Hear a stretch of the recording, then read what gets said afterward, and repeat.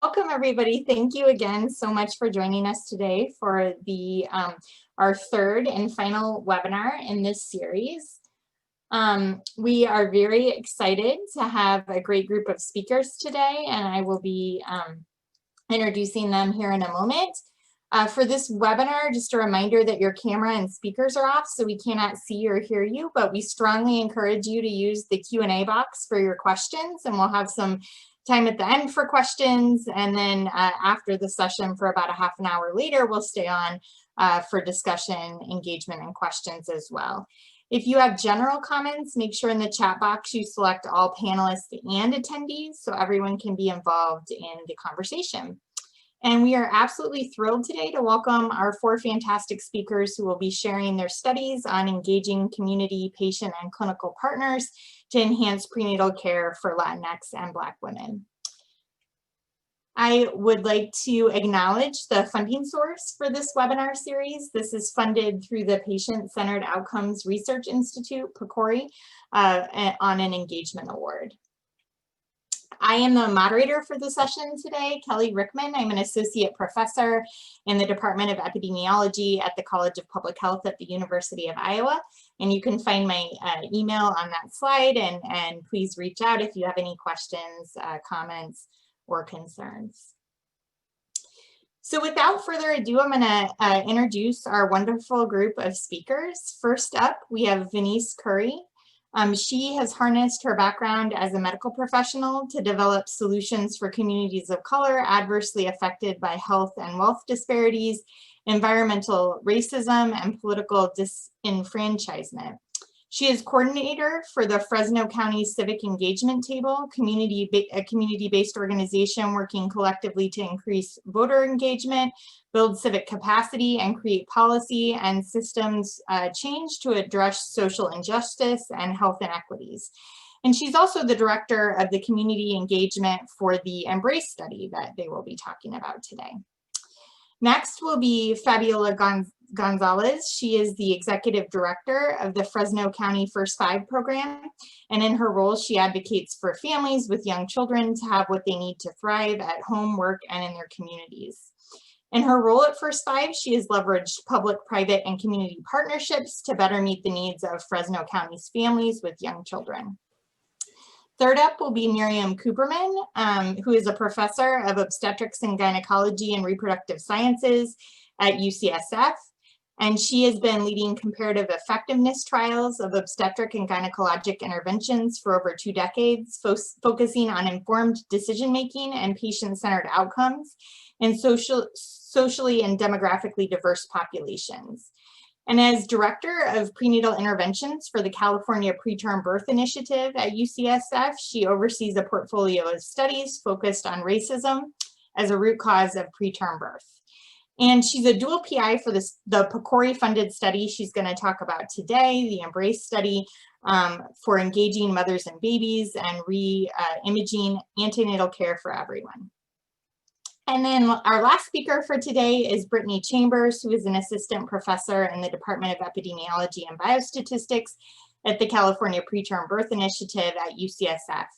And her work focuses on partnering with Black communities to understand how interpersonal and structural racism impacts Black women's reproductive outcomes, to inform policy and community and individual level interventions to optimize the reproductive health and well-being of Black women and families. So I will now turn it over to our speakers. Thank you so much. It's a pleasure to be here. I want to start by giving you an orientation of actually where you are. I want to welcome you to the San Joaquin Valley. This is a large spread out space with over 24,000 square miles. The foreign-born residents are 21% of our population. We have over 70 ethnicities, and our population is around 3.9 million. We have 105 different languages that are spoken. So it's quite a diverse land with quite a diverse population. And so just to give you an idea of where we are in Fresno, we are absolutely in the Central Valley, and you can see that it is central in terms of north and south, central in terms of east and west. Fresno County is located in California's Central Valley, It does cover 112 square miles in the center of the state, and it is the 5th most populous city in California. It is also the 34th most populous city in the nation, so it is a large area with a number of people. With just under 1 million in Fresno County, it is the nation's #1 agricultural producer. And so given that fact, you would believe that we would not be food insecure, but unfortunately that is one of the issues that we are faced with. The other challenges that we are faced with are a multiple combination of low-wage jobs that creates huge economic inequities, food insecurity, lack of affordable housing, poor air quality, primarily because of our being located in a basin. And all of these really combine and are cumulative in terms of how they are reflected in the health disparities that disproportionately affect African Americans, Latinos, and really communities of color. Next slide, please. So I want to start with our topic of infant mortality because this is really where I came into the picture. Just looking at the statistics, they're overwhelming. And so between the years of 2009 to 2013, there was an 87% increase in African American infant mortality. So that rate looks like 25 infants dying per 1,000 births. That is such a huge and traumatic number to hear that it really triggered a great deal of interest, a great deal of concern, and it really was the starting point for a lot of the work that is being done now. This 25.3 per 1,000 African Americans compared to the rate at that time, which was about 8.1 for white infants. And so the disparity is quite large. And the question really was, why? And I really want to thank some of the partners that you'll hear from later who really stepped in to talk about the why and to really try to address that in an intentional way. Just as part of the context of how this rate was perceived, it was occurring during the time when there was the recession. And so in that 2007, 2008 period of time, what we did notice was that there was significant changes in the funding for one of the programs that we had found to be very successful. And we'll talk more about Black Infant Health and how that organization or how that project has really supported pushing back on these numbers. Next slide, please. So one of the leading causes of infant mortality is preterm birth. And so when we look at this chart and we look at the rate, what we see is that there's 10% preterm birth rate in the US. But in Fresno County, here again, we can see the disproportionate effect on the African American and Black community. And so even when there have been dips, the dips have been so high that the disparity is still ever present and still not ever mitigated. And so the other population that has a tremendously higher rate is Pacific Islanders and Native Americans. And so you can see from this slide that as rates were going down for many populations, they remained high and remained quite distinct from the changes that we would see with other communities. Fresno County, unfortunately, has one of the highest preterm birth rates in the state of California. While we know that we look at the clinical factors and try to figure out why is the number so high and why has it not responded to any of the efforts, we know that there are a number of clinical and social factors that affect it. One thing we generally tend to do is to think about what can the mom do? What is she not doing that would help her deliver a healthy baby? Part of the work that I really interested in and brought to this table and this perspective was the impact of environmental issues in the communities that have the highest rates of infant mortality. And so looking at things that affect the zoning, the land use policies, the environmental issues and impacts that are in play, but often not talked about and often not considered, is part of the work that is exciting to me, because it really means we are trying to get at the root cause. Next slide. So the African American Infant Mortality Study Group was put together based on the fact that these numbers were so outrageous. And the idea was to pull together African American women who had lived experience, but to also put together a maternal child health expert panel that would also provide some insight and some ideas about solutions to solve this problem. The focus groups that met for the African American women really shared a lot of their experiences in terms of the day-to-day practical challenges, things like transportation, flexible jobs, educational opportunities, and a sense of lack of safety in neighborhoods. And the lack of safety includes things like not having streets, not having sidewalks where you could walk, not having access to parks and green space. They also shared that there was substantial maternal stress, that they experienced really a distinction and a difference in their quality of care and their experience at clinics, and that there was neighborhoods that they felt lacked social resources, such as healthy food outlets, grocery stores, green space, and really just amenities that would make your neighborhood feel nurturing and provide you with a sense of comfort. They also identified some of the things that they felt were really needed, and that was really a sense of encouragement and education, a focus on self-care. Many of them experienced a sense of isolation, and we can certainly imagine that at this point, that sense of isolation has certainly increased. The sense of complete neighborhoods, and again, this is the idea that you don't have to leave your neighborhood in order to provide for yourself, for your basic needs. So for instance, in many of the areas where the infant mortality rate is high, there aren't access to grocery stores with healthy foods.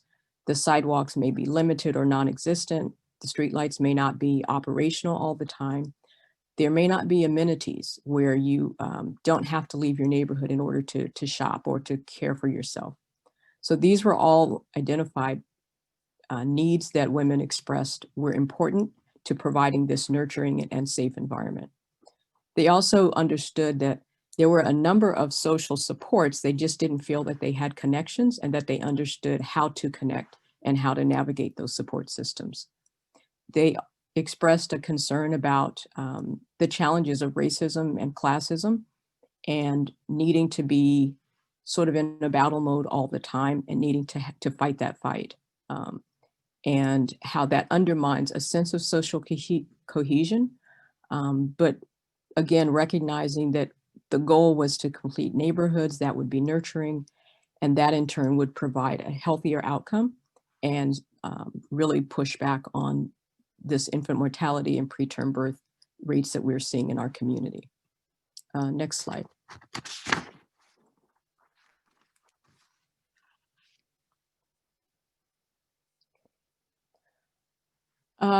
From this group of maternal child experts and the focus group, their recommendations were presented to the community in a larger format, and priorities were refined and recommendations were made. And they really focused on exactly what we just heard. There was a goal to form a blue ribbon panel that would really look at structural issues around quality of care and a sense of respectful care, and that institutions would be involved in that, and they would maintain a connection to the community in order to make that authentic and in order to really push for transformation of institutions that they were engaged with. They also wanted to pilot a group prenatal care program that would address the sense of isolation, the sense of maternal stress, and they also wanted to develop initiatives to address their living conditions and other social determinants of health. And so really the recommendations were a combination of all of what they shared with us, those things they experienced, and also the solutions that they thought would be helpful. And so with the recommendations, I'm going to pass it on to Fabiola Gonzalez, the Executive Director of First Five, who was so instrumental in moving this work forward. Thank you, Dr. Curry. First Five, Fresno County was the agency that commissioned that African American infant mortality report, as we are the agency that promotes and supports the healthiest start in life. We have sister agencies in every county in California, and we use tobacco tax dollars to invest in programs, in services, and in efforts that aim to improve the lives of young children and their families, and most especially of our most vulnerable babies. So soon after the report recommendations were presented that you just heard from Dr. Curry, we knew that the heavy work to put strategies into practice was just beginning, and we at First Five knew that we couldn't do it alone. And one of those strategies quickly rose to the top, and that was group prenatal care. We learned the University of California, San Francisco had just launched the preterm birth initiative, and group prenatal care was of interest to their work, along with Fresno County, given what you just heard in terms of our statistics.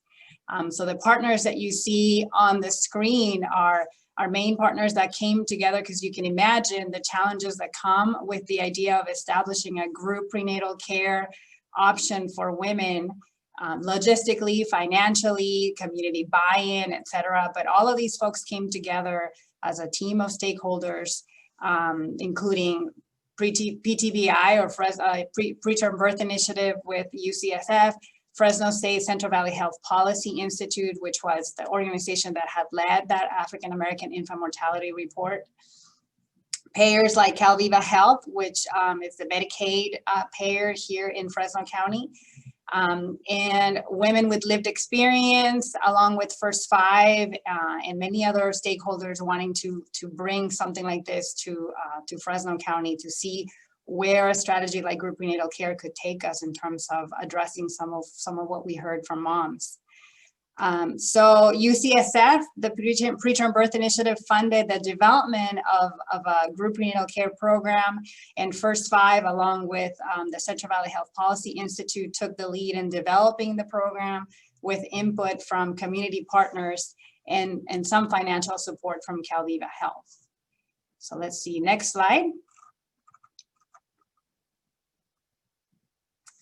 So GLOW was born. GLOW is a group prenatal care program, and the name GLOW came to highlight the glow that we wish to see in every pregnant woman. So it's a program that involves 8 to 12 women in similar gestational age that receive their prenatal care together. So imagine you go to your prenatal session, and instead of just going by yourself to the doctor, you are in a group setting. And all of these women offer each other social support while actively participating in their care. And they have patient-led conversations related to health education. So there are between 8 to 11 group sessions, each lasting between 90 minutes to 2 hours. And in between, or in that time, there is opportunities for check-ins with their medical providers, one-on-one check-ins, but the most time is spent in a group setting discussing a variety of topics critical for a healthy pregnancy. GLOW used the centering pregnancy as the foundational model for group prenatal care, and these models, all of these group prenatal care models at their core involve the following things: social support among participants, which may reduce stress and improve symptoms of anxiety and depression during pregnancy; improved patient-provider relationships to build trust and encourage women to voice concerns. There's a session specific to postpartum mental health concerns, which ensures that the topic is actually discussed and addressed at least once during pregnancy. And then the patient-led dialogues that are facilitated during sessions that allow for more frank discussions than in individual patient-provider conversations. Patients usually are less comfortable mentioning sensitive or stigmatized topics in a one-on-one setting, but they feel more comfortable bringing them up when other participants raise similar concerns. And the picture that you see is an actual session of GLOW. Next slide, please. So the GLOW program also included some wraparound services for all participants, keeping in mind all of the social determinants of health that we had also heard during the AIM report. So there's childcare provided for any toddler or preschooler or sibling that accompanies mom, nutrition education and distribution of groceries at each session to promote healthy eating. There's transportation vouchers to address the lack of, easy transportation to get to and from the doctor's offices. So we provide vouchers to participants. And then absolute mental health, wellness, and mindfulness activities and referrals whenever necessary are part of the curriculum. And social support, that was the biggest thing, was to make sure that women felt comfortable together in this setting. And there's also referrals to programs that are part of our public health system here, like WIC. Next slide.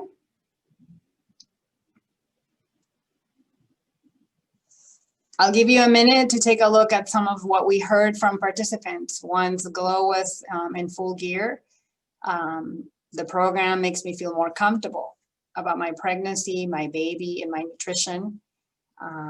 It has been really great to be able to hear about the experiences of other moms because it helps with me not feeling so isolated. This isn't something that Black women normally talk about, so it's helpful to have a space to discuss this topic that we aren't exposed to. GLOW has helped me be more interactive in my pregnancy, made me love my partner more. Everyone that participated in GLOW had glowing things to say about the program, and most importantly, the social support component continue to come through, that it really takes a village to have a healthy pregnancy. Next slide, please. So here is a program history. As you heard from Dr. Curry and I, GLOW came about after the African American Infant Mortality Report, making it one of the recommendations as a strategy to address what we were hearing. In 2017, GLOW was born using feedback from the community, along with crucial collaboration from many of the stakeholders that came together to make it happen. The feasibility study of GLOW began between 2017 and 2019, and participants confirmed that it takes a village to support a healthy pregnancy and that it was making a difference. And in 2019, First by Fresno joined UCSF and the Central Valley Health Policy Institute at Fresno State once again to figure out how we could take GLOW to a higher level of comparing a group prenatal care model to individual prenatal care. That is the most common option, so that we could reimagine what it would mean to have group prenatal care be an option for all moms, not only in Fresno County, but across the state and hopefully across the nation. And I'm excited for all of you to hear more about that from Dr. Kuperman. Thank you so much for all of that. And I do want to start by saying that working on this project has been one of the truly great honors of my career. As you've heard from a few people and you'll be hearing from more, this is an amazing group of people from all different sectors that have come together to really try to solve a very thorny issue that's affecting families in Fresno and throughout the country and the world. And I just feel quite honored to be a part of it. So as you heard, while we were wrapping up the feasibility study, we saw that we really wanted more funding in order to test the effectiveness of this program compared to individual care.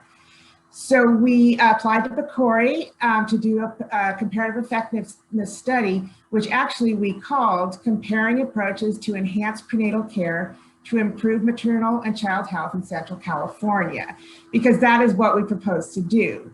Obviously, that's quite a mouthful. So the moment we got the funding in September of 2019, we went back to our community partners and stakeholders to come up with a name that would be more meaningful to our group. And what we came up with, EMBRACE, that stands for Engaging Mothers and Babies, Reimagining Antenatal Care for Everyone. Next slide, please. So before I tell you about the project, I want to really introduce you to the spectacular village. We use village a lot here, but as you will see, it's truly taken, I would say, several villages to make this project happen and flourish as much as it has. So it's a dual PI mechanism. So the other PI, the Fresno PI, is Lauren Lassard, and Lauren is on maternity leave. She just had her third child. And this is the team at Cal State Fresno and UCSF Fresno. And as noted, Dr. Curry is our Director of Engagement, of Community Engagement. Next slide, please. Here's the team at First Five that is also doing a spectacular job of running the GLOW program. And again, it's just been so wonderful having a chance to get to know not only Fabi, but her great team at First Five. Next slide. And finally, at UCSF and the California Preterm Birth Initiative, we have a whole host of researchers working very hard behind the scenes to make sure that this, to make the study happen, and you see them pictured here. Next slide, please. So it's a comparative effectiveness study, as we've noted, and the first comparator is the GLOW model, and you've heard a lot about that already, so I really won't go into the details. We call it GLOW/GC in the study, GLOW Group Prenatal Care. And what's important to note is that this model, which as you can see, women really, really like, at this point is only available through the study in Fresno. Next slide. Our other comparator we refer to as CPSPIC, and that's individual care. That's what the IC stands for, with additional services that are offered by the California, the Comprehensive Perinatal Services Program, or CPSP.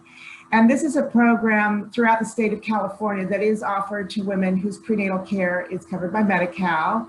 And so it's a form of enhanced prenatal care. It also offers nutritional services, psychosocial support, health education, and case management. And that lasts from conception through 60 days after the baby's born.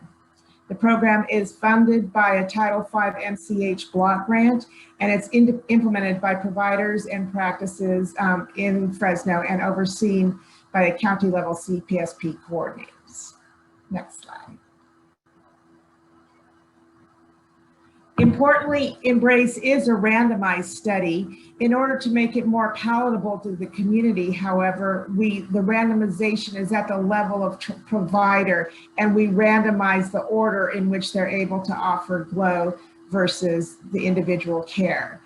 So this is a schematic that sort of describes that. And basically, participants who meet the criteria are allocated to one of these two forms of care, depending on who their provider is and what their due date is.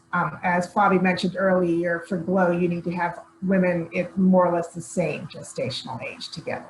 Next slide, please. The study has 3 aims, each of which address a different set of outcomes. And I think you'll hear something that sounds very reminiscent all the way back to the recommendations from the AIM report. And again, this has been super important to us to honor the needs, the desires of the community in terms of what they feel is important to address. So the first AIM does address preterm birth. We are the Preterm Birth Initiative, and group prenatal care is one intervention that in some studies has been found to be associated with lower rates of preterm birth. So we are studying that quite rigorously to see whether the GLOW model will reduce preterm birth among women in Fresno, comparing it to the individual care. The second aim, and perhaps this is the one that's most of interest to this webinar series, is mental health. So our primary outcome for that is depression, and we are measuring depression during pregnancy and at 14 weeks postpartum, which is when postpartum depression peaks. Again, hypothesizing that women that have been in the GLOW model will have less depression and anxiety than women in the individual care model. The third aim focuses deeply on the patient experience, again, focusing on perceptions of both respectful and disrespectful care, as well as their satisfaction with care. And given the importance of this aim, we are taking both a quantitative and a qualitative approach so we can get really nuanced understandings of what these patients are experiencing. And you'll hear a little bit more about that in a moment. Next slide, please. So to be eligible to participate in Embrace, you of course have to be getting your prenatal care at one of the sites where the study is being conducted. You can be up to 24 weeks pregnant, and participants need to speak either English or Spanish. So we have English and Spanish language group prenatal care groups. All the instrumentation is available in both of these languages. All women to be eligible for the study must be low income. The vast majority are on Medi-Cal, but we also include people who meet financial criteria for Medi-Cal eligibility, but are not covered by Medi-Cal. And importantly, all of these women need to be willing to receive their care through either of these two models, as this is a comparative effectiveness study. Next slide. Unlike other studies of group prenatal care, high-risk patients are eligible for this study. So that means that women who have comorbidities, who are carrying multiple gestations, and who have previously experienced poor pregnancy outcomes are eligible to participate. Next slide. Again, with preterm birth as that very important outcome, our aim is to recruit 2,600 women, which is quite an ambitious goal. I see Fabi nodding her head, and we're all working together to ensure that we'll be able to recruit that sample size, which will be about 1,300 per group. So 1,300 women who will have GLOW and 1,300 women who will have individual care.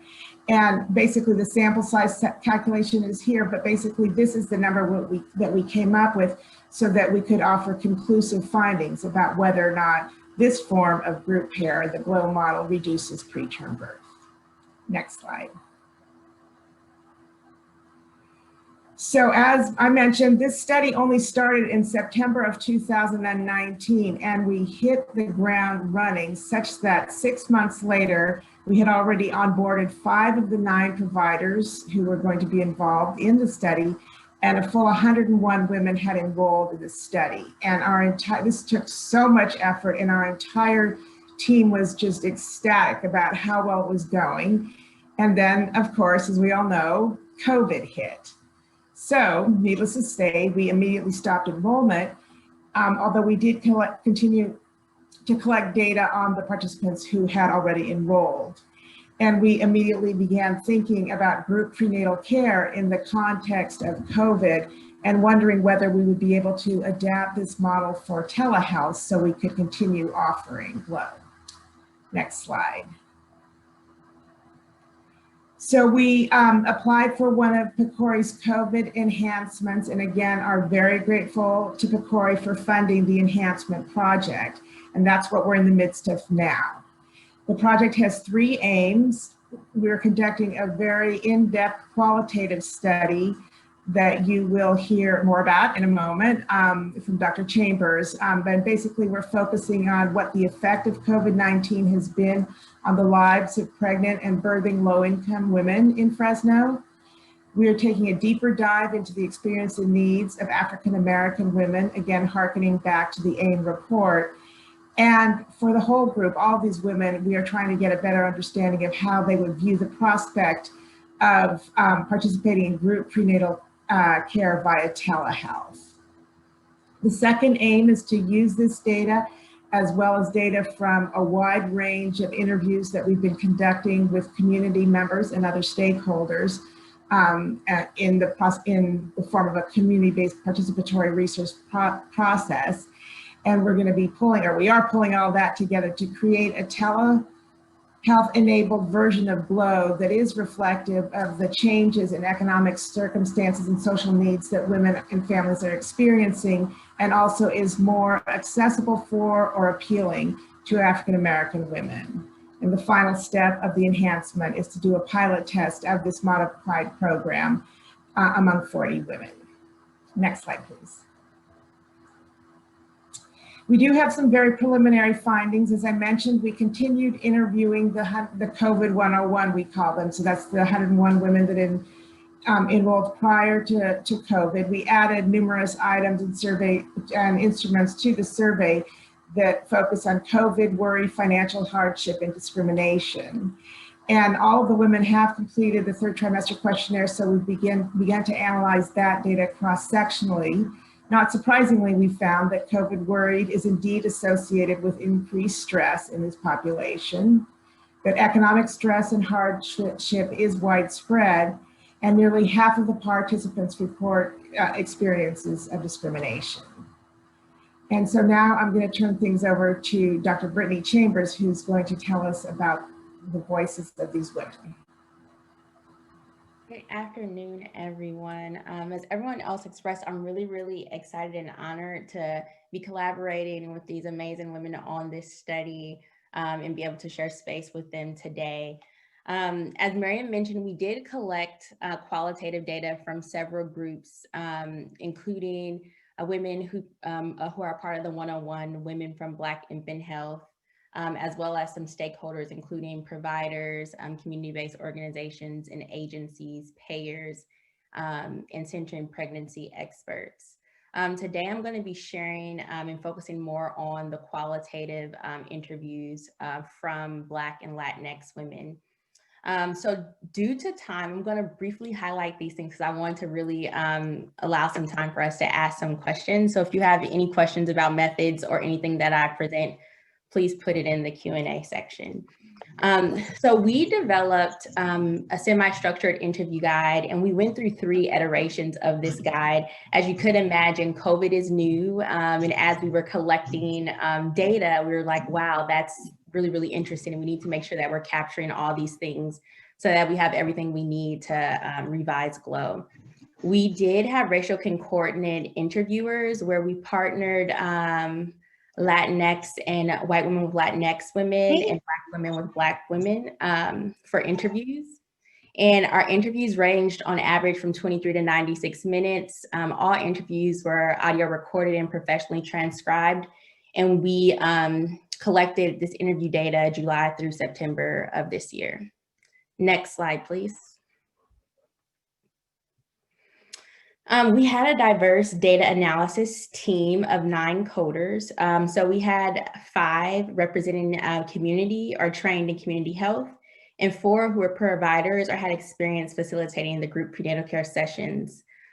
We had the team review field notes and transcripts, and we developed and finalized a code book.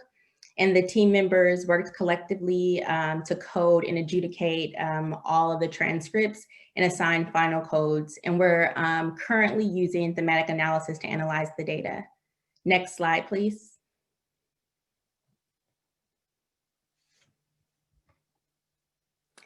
So we interviewed a total of 62 Black and Latinx pregnant and postpartum women. They represented 2 groups of people. So we interviewed 40 people from the Embrace 101 participants and 22 people from Black Infant Health. Next slide, please.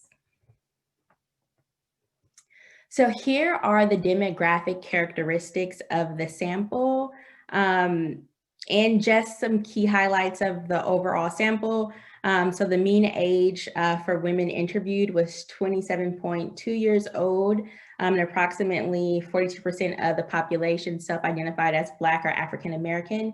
And the majority of the sample had a high school diploma or higher, were married or living with their partner, and were born in the US, and had a monthly income of $2,000 or less. Today, I'm going to focus on preliminary data from the qualitative interviews related to COVID-related stress and anxiety, the impact of the Black Lives Matter movement, prenatal care experiences during COVID, and recommendations to improve GLOW. Next slide, please. So I'm going to allow you all to read this text on your own while I give some summary and big highlights. So women's COVID-related stress was nuanced and encompassed fears and worries about contracting the virus and also the financial burden it has caused for them and their families. Women described initial challenges accessing resources at the start of the pandemic, And the majority of resources and supportive services have now transitioned to telehealth, which has impacted low-income women in Fresno in different ways. Women expressed being financially burdened during the COVID pandemic, and many women shared that they and their families lost their jobs. Next slide, please. So during COVID, there's been an increase, particularly in social media, coverings of violence towards Black people in the US, resulting in police brutality and hate crimes. So we feel like it was important for us to ask women how the Black Lives Matter movement has impacted their pregnancy and families. Black women in particular described increased anxiety and worry for the health and well-being of their Black sons. Here's an example here. Next slide, please.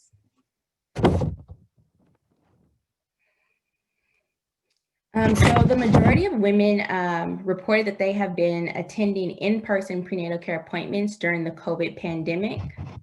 Women have expressed enjoying in-person appointments due to the ability to interact with their provider and have a full health assessment and get real-time data on their health and the health of their baby.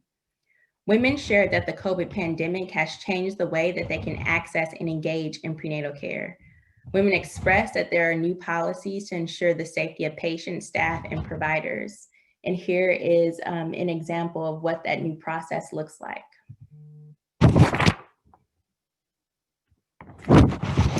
So next slide. So we also asked women about recommendations. So although we said the majority of the women did have in-person appointments, there were some women who did also attend some virtual appointments. And here's what they wanted us to consider as we were revising the GLOW curriculum. So they said they needed access to diagnostic tools to be able to conduct our own vitals while at home. They wanted access to educational resources on how to use these diagnostic tools. They felt like it was important for providers and facilitators to do a home visit to really show them in person how to use these tools, because some people expressed that they are a person that learns by doing. A lot of women said that they needed technical support, particularly in having Wi-Fi to actually be on video, given that a lot of people were at home working and their children were also at home during school online. They expressed wanting providers and staff to have patience and understanding that COVID is new, and they have a lot of questions and really need help figuring out how to still get the resources and information they need about their pregnancy during this time period. Women also recommended having delivery and our pickup services for resources such as WIC. An example that was given was that you could go to Target now and they can bring out your groceries. So how can we incorporate that model with supportive services? And then also a central platform to store health information. Women did express that appointments during the COVID time period are faster and they feel like they don't have a lot of time to ask questions. So just having a central location where they can get additional information would be helpful. Next slide, please.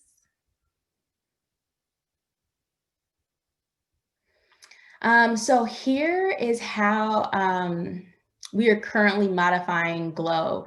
And these modifications are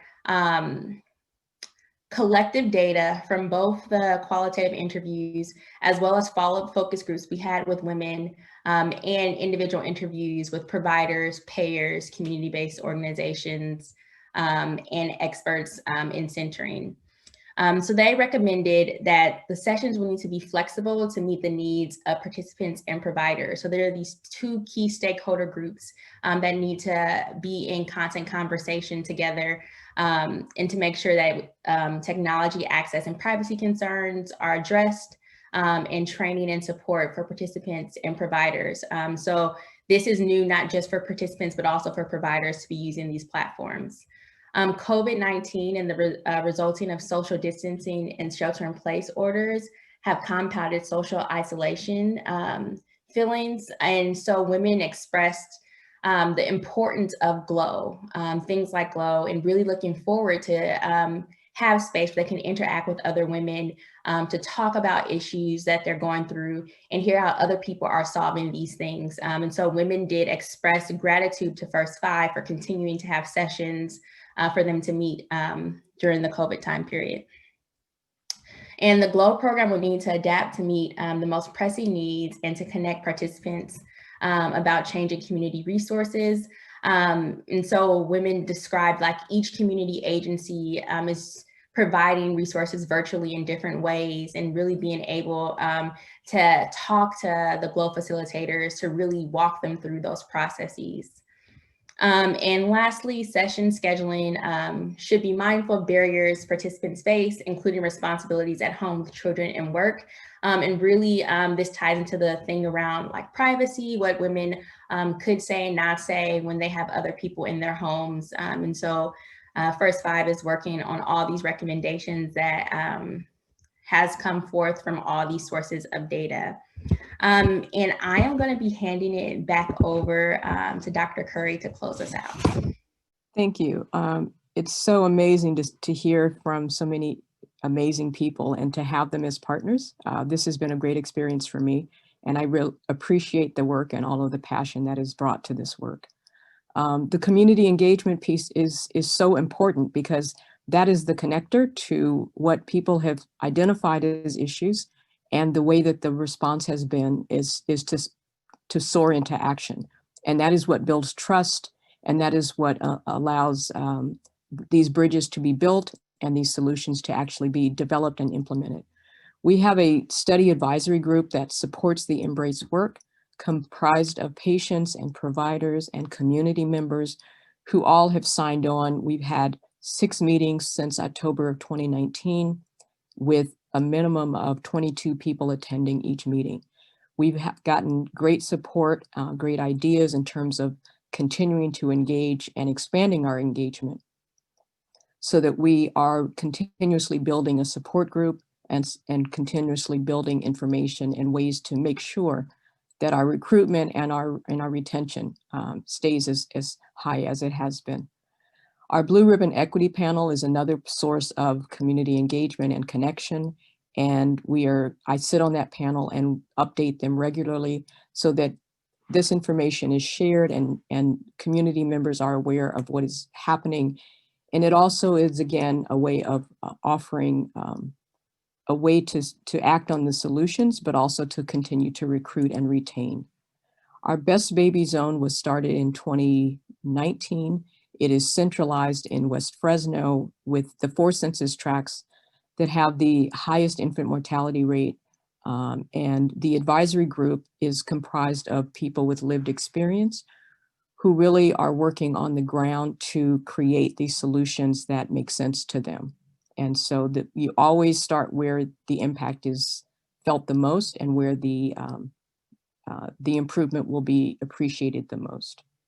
And then finally, we have a clinical partner group that continues to meet and to provide support and also updates on their actions and their work.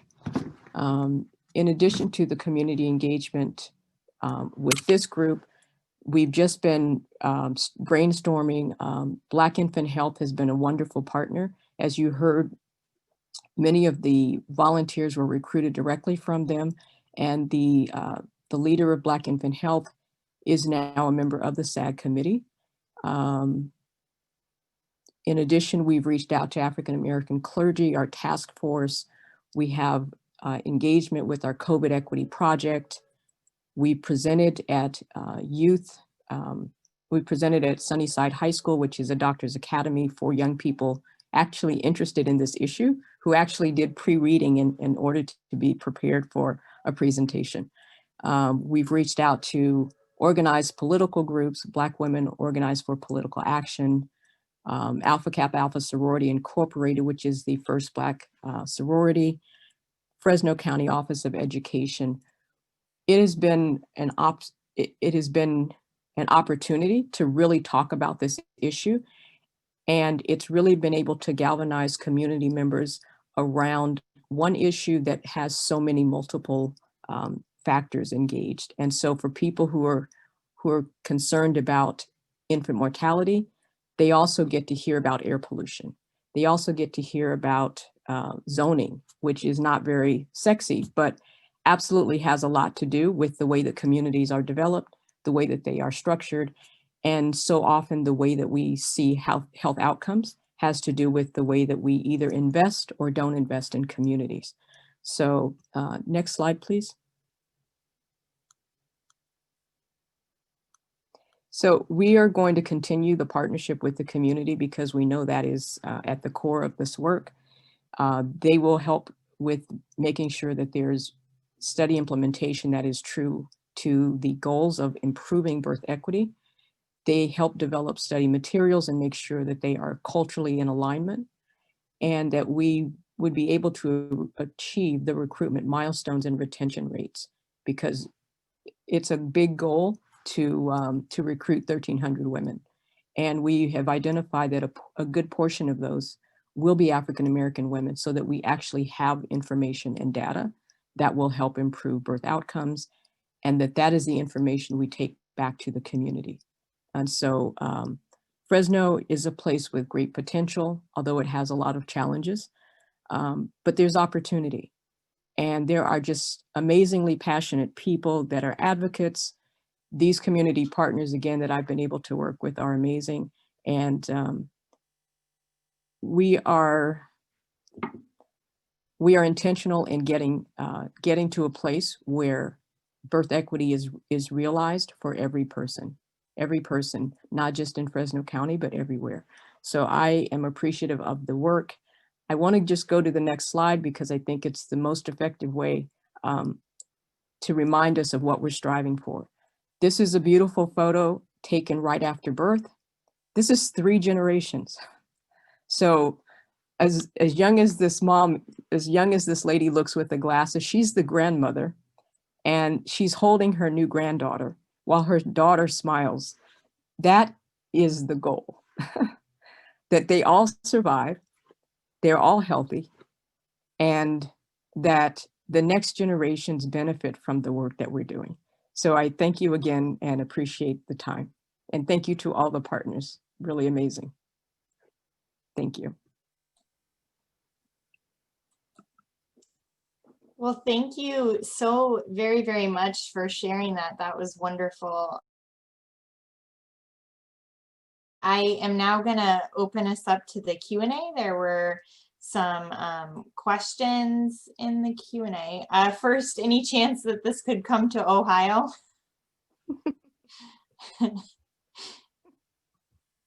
I would just say we are very committed to disseminating everything and, you know, anything that we could do to help, and hopefully Ohio can find, you know, some inspiration from what the Fresno community has been able to do. We're happy to help. Awesome. And how is adherence to the treatment? What are the barriers to consistent attendance of the sessions? And has this improved since the treatment has shifted online? Has it been easier for women to get, make these connections? Bobby, do you want to take that one, or would you like me to do that? I think it's kind of what Brittany mentioned. You know, there's been ups and downs in terms of women being more comfortable because they don't have the transportation issue perhaps to access sessions because they can join in a phone. But then there's a technological concerns and the privacy concerns of where do I go to have a, you know, private group session with other moms. So I think it's like there are some things that have been good, and then some other things that have also come to the surface for us to be mindful and address as we move along. Some other questions are those participating in the study who received either individual or GLOW services able to receive additional supportive services as well outside of the study, or was it exclusively the individual care versus GLOW? Do you want to take that, Fabi, or do you want me to? I don't know what additional services they were referencing, because I'm thinking the individual care program, the CPSP, provides some services to participants. It's just the main difference is it being an individual prenatal care versus the group prenatal care. So if you're a participant of GLOW, you get those wraparound services. If you are a participant of CPSP, then you get those services. I'm not sure if. Yeah, and a lot of these are community services like WIC and, you know, and psychological service and so forth. I mean, one difference is those are brought, again, when the groups were happening in person, then representatives would come to the GLOW meetings to make sure and to help connect the women to the services. But these are services in the community that anyone has access to. And I would just say in the GLOW group, though, they did get the additional you know, food to take home, transportation to get to the meeting, on-site childcare, and that would not be something that would normally be a part of care for the others. Great. And then how long are the GLOW group meetings and when do they meet? So there's between 8 and 11 sessions. They're about, you know, this is pre-COVID. There were between 90 minutes to 2 hours long. And usually the first 30 minutes would be time to have one-on-one check-ins with your provider. And then the middle part was everyone in the group conversation and group setting. And then allowing the last 30 minutes for anybody that might have come a little late to have that individual check-in with their doctor. And they happen, and there are 8 to 11 sessions, because as you know, in pregnancy, you start meeting a little bit more often once you're getting ready to have the baby. And then there's a postpartum session as well.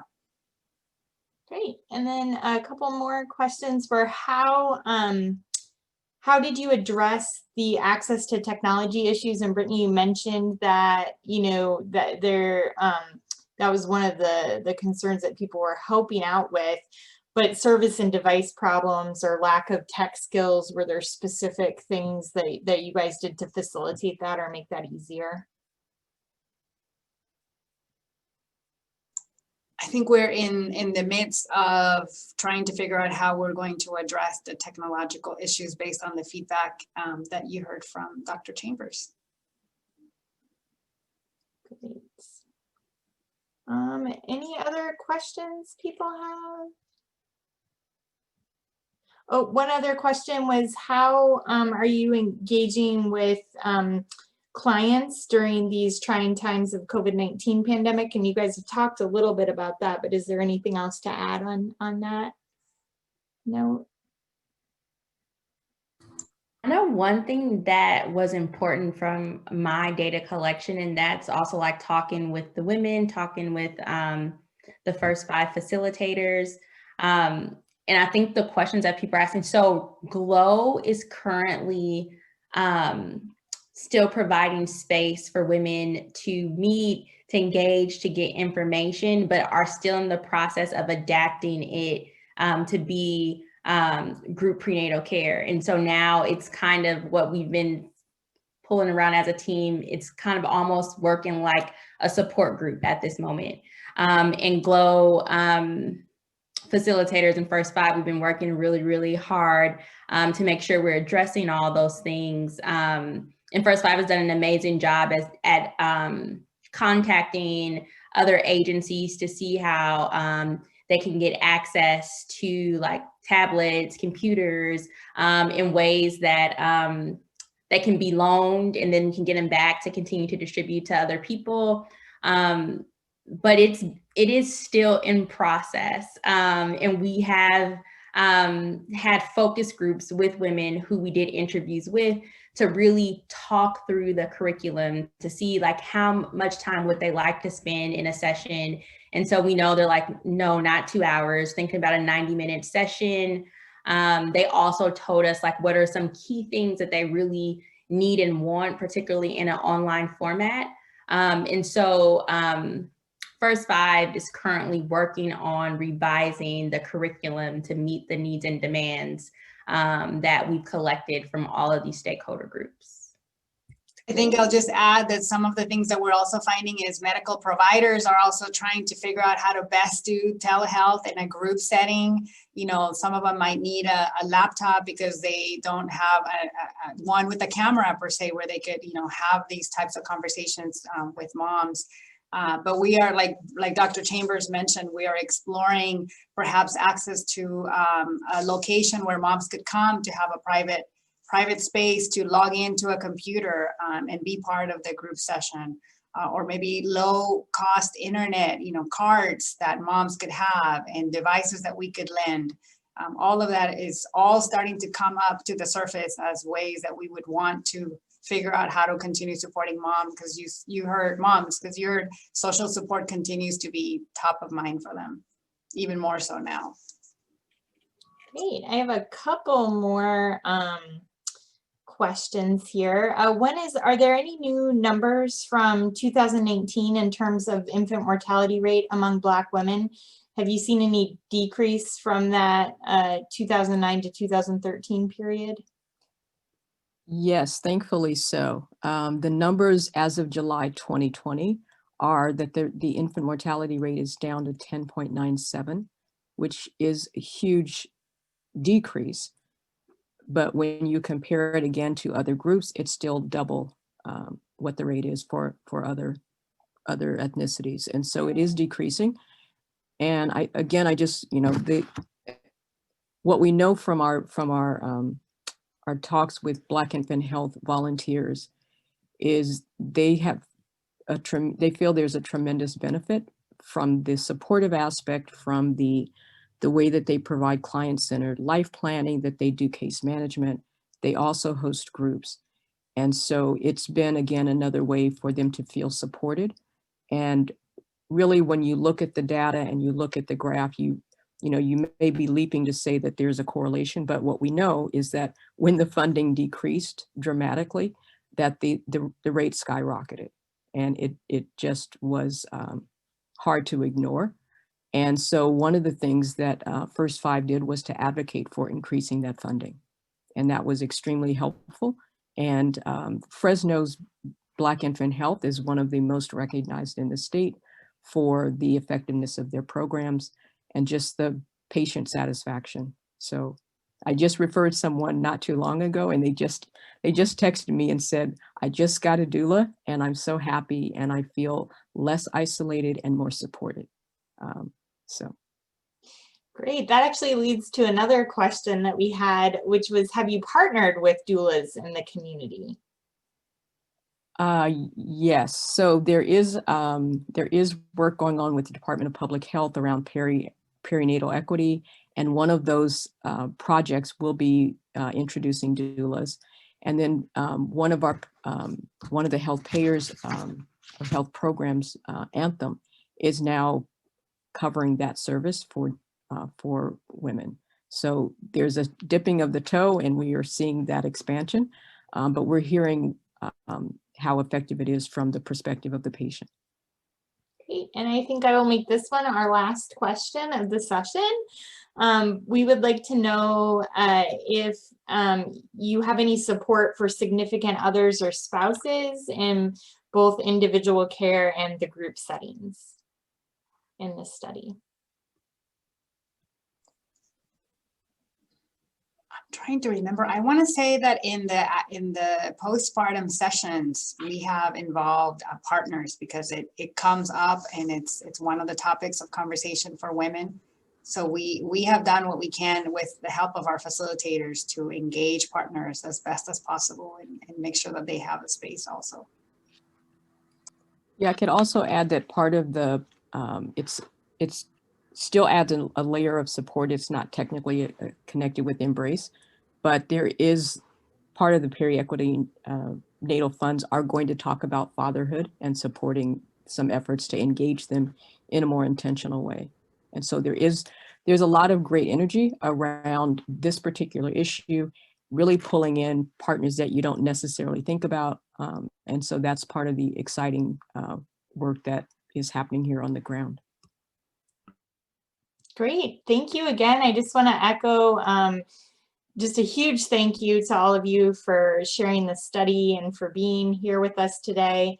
I'm going to turn it back over to Karen to conclude our session. Can I say one more big thank you and shout out to our talented panelists? I don't know if you were following the chat, but there's a lot of just hype. People are giving you virtual applause and everything else in the chat box saying thank you so much for this information and sharing, especially about the modifications during COVID-19. People are so excited by the work that you're doing. So thank you so much. For those of you who are able to join us, that includes our speakers. If you're able to stay, we understand your time is valuable. We would like to just open this up to an after party. We have several panelists involved today who are patient partners on a number of our research projects. And many of us wear dual roles. If you see myself as researcher patient, we have patients and advocates and a number of roles. If you could join us to our panelists by turning on your cameras and having your mics ready. Great, we'd like to extend this conversation. And I see again this week, Linos from Zimbabwe has joined us, asking questions about COVID-19, which is perfect. It's spot on for today. So the topic for today is around engaging during COVID-19. How are birthing persons, pregnant persons engaging with healthcare systems, finding the help that they need, or engaging with researchers and providers during COVID-2019. I would like for each of you to possibly share your challenges or best practices that you're having for engaging.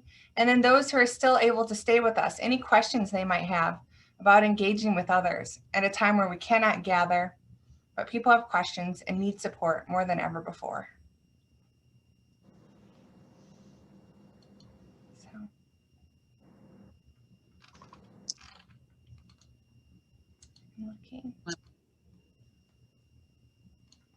Okay, I guess Ruby and I are going to start again.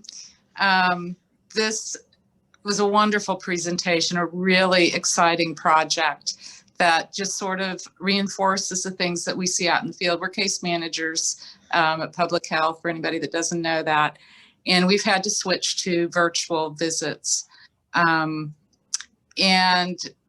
there are positive things about it.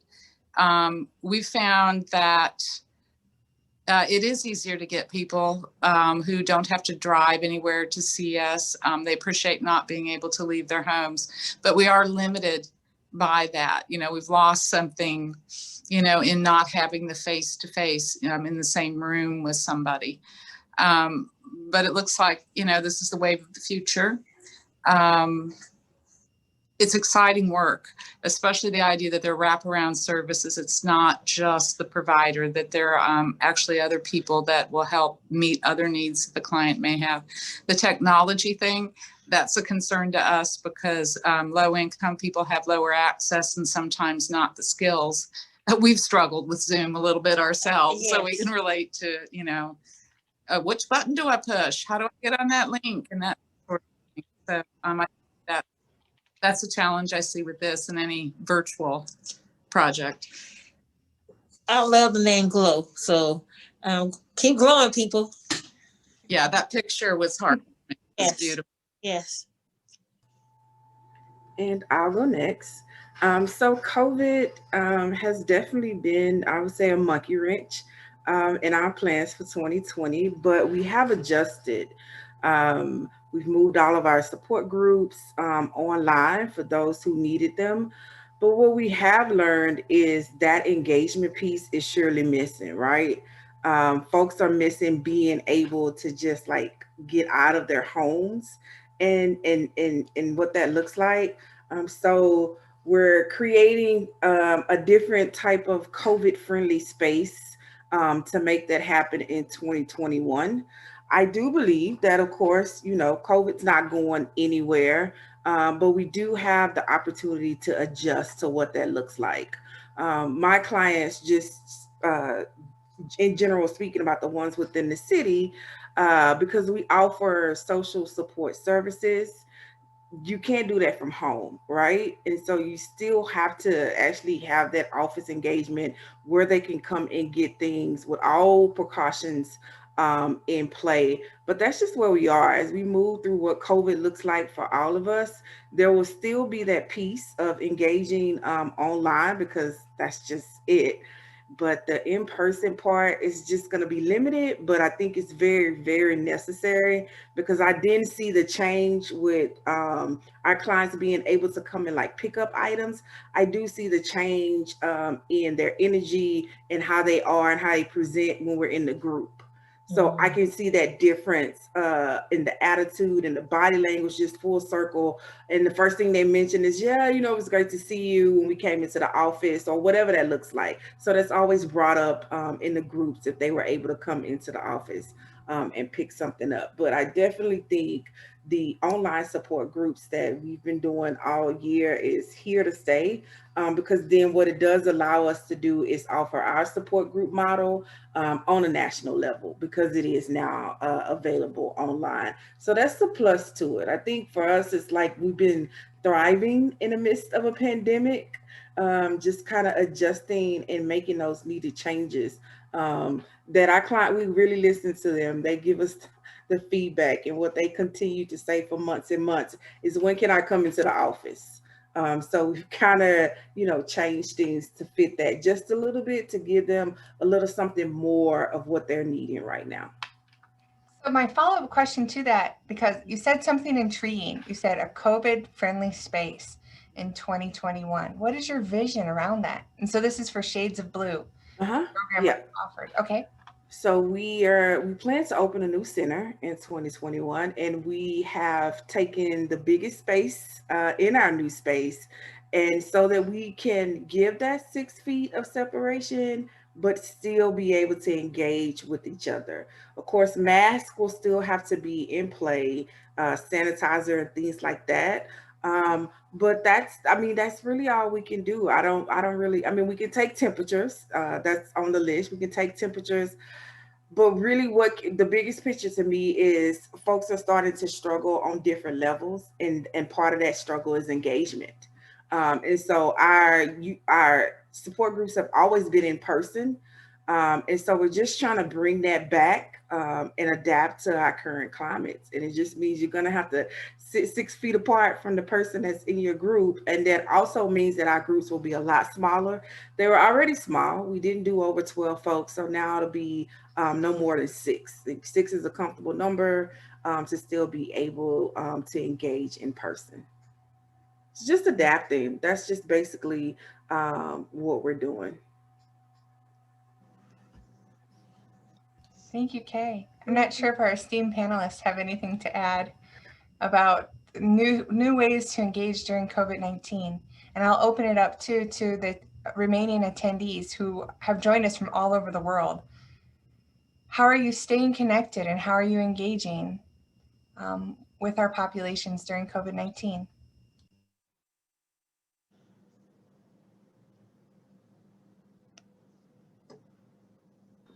I would echo some of what Kay has said. I'm a member of a mom's group, like a social and support group, Mother Center of Champaign County, and that starting in March switched to everything became online, whereas before everything had been in person. And I also work, this is separate from the mom and baby stuff, but I work for the Mindful Teacher Foundation, and we have developed, and before that, all of our training was in person, and we've developed online programs, which very similarly to Kay, we've found that for some people, this makes it easier for them to access. We've also been able to open up our geographic area from being solely our county to people all over the country. But there is that deeper connection that is hard to create online. There's something missing, I think, and I think people can feel that. I think everyone feels that.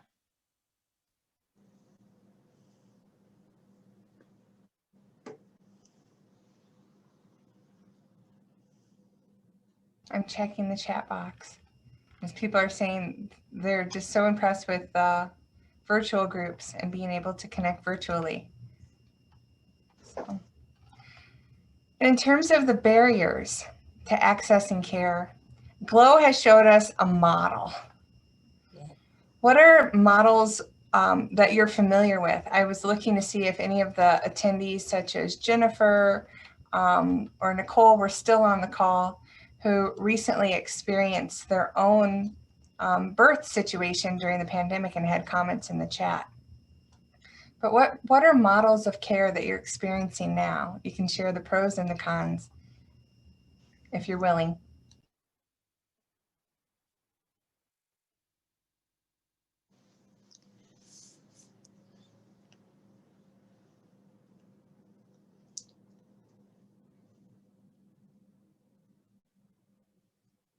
Mariah, I'm going to unmute you if you could share more with us. Let me go to you.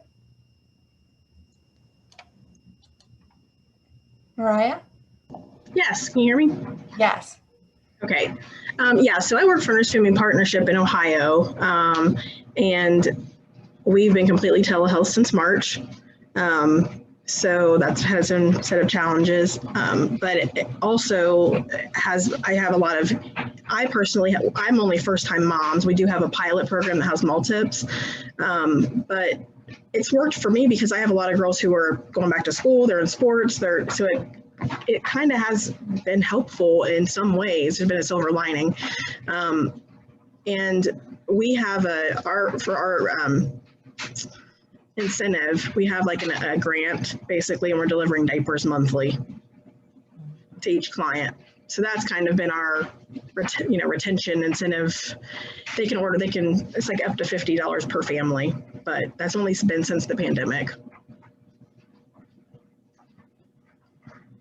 So providing added supports to your clients and patients. Correct. Yes. Thanks, Mariah, for sharing that example. You're welcome. Anyone else?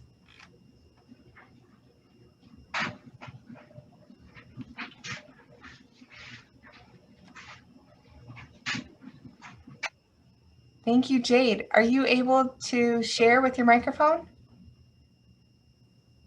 Yeah, so this isn't a personal experience. However, my little sister just had her first baby, a little girl, in August. And I know that she was very upset that her husband, Robert, couldn't come to any of the appointments with her or, find out the gender of the baby at the ultrasound. She didn't have any, he was able to be at the hospital with her and everything like that. So that was really wonderful that they could share that experience. But I know she was pretty upset, like doing this all herself as a first-time mom, first time being pregnant, first time experiencing any of these things. And I also know she had a lot of trouble breastfeeding. Charlotte was tongue-tied and lip-tied. So without a proper diagnosis from a lactation consultant, who deals with that stuff every single day, I know that she had a lot of issues breastfeeding, and that's one thing that like in-person lactation support groups can do. I know that personally because my son had a tongue tie and lip tie, and a lactation consultant diagnosed that, and we were able to get it revised. However, I know that those are just two of the things that she experienced that were difficult during COVID-19 for her.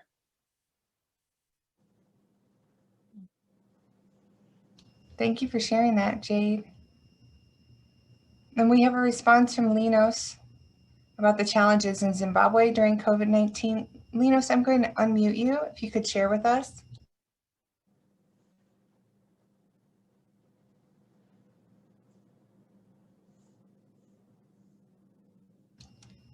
Linos?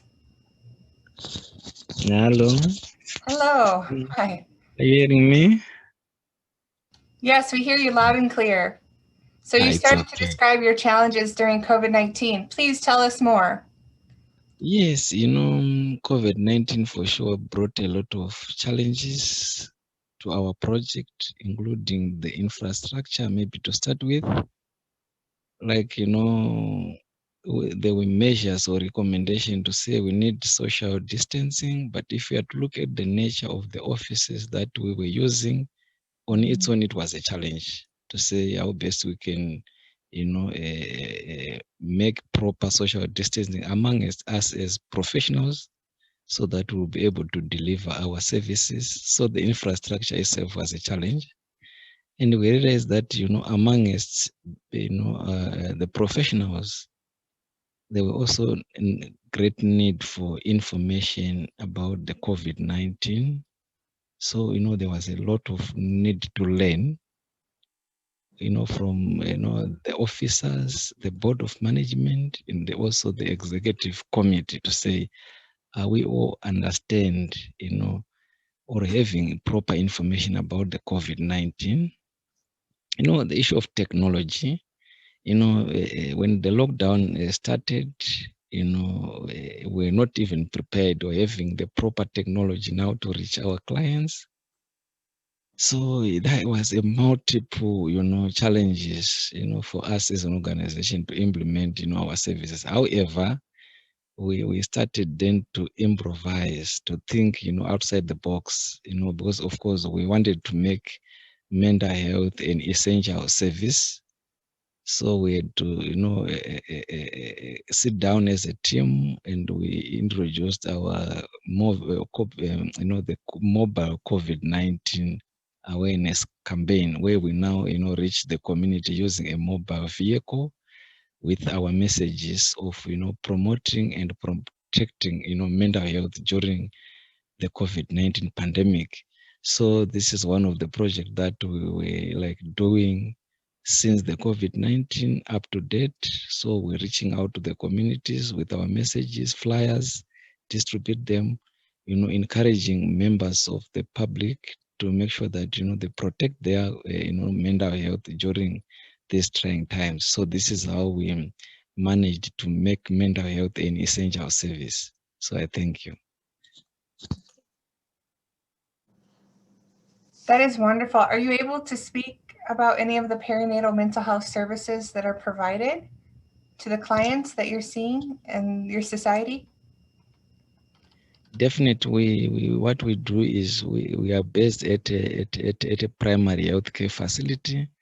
So what we started to do is to make sure that we increase mental health literacy, because what we realize is that most people that still, interchangeably use mental health and mental illness, which then, increases a lot of stigma and discrimination, and also, gives a limitation of barriers in terms of healthcare, mental health care utilization. So what we started to do is during the antenatal and the postnatal care visits, we take, we take the opportunity for the first 30 minutes to do mental health education. So we educate, the women in terms of, the importance of promoting mental health during, pregnancy and also after pregnancy. So that's how we started to engage women now, because of course the Ministry of Health and Childcare and the government opened the services, for anyone who wants, health services. They were coming at our local clinics. So we started now to do, group mental health literacy, education. That's wonderful. It sounds so much more advanced than how we are here in the United States in terms of our unequal access to perinatal mental health. I want to thank you all. I know there's more comments coming in the chat about just sharing and having this dialogue, this after-party dialogue about what we're seeing in our communities and how to stay connected on the topic of perinatal health during COVID-19, and make sure that we're all at the table. Patients, providers, researchers, payers, policymakers. So this has been so great to spend this time with you today. I want to remind you to please help us by completing the evaluation forms. You'll receive a link to the videos and evaluation very shortly in the next few days. Again, I want to thank our esteemed speakers, the Doctors Kuperman and Curry for joining us today and spending their day with us, giving us insight into a successful PCORI project and how it's making real change and real impact on a very important community in California. So thank you all. With that being said, we'll go ahead and close. Look for the videos. Thank you for joining us. And there's one more conference coming up in April on perinatal mental health among rural women. So we're going to feature PCORI projects looking at perinatal mental health among rural women. So stay tuned. Thank you all.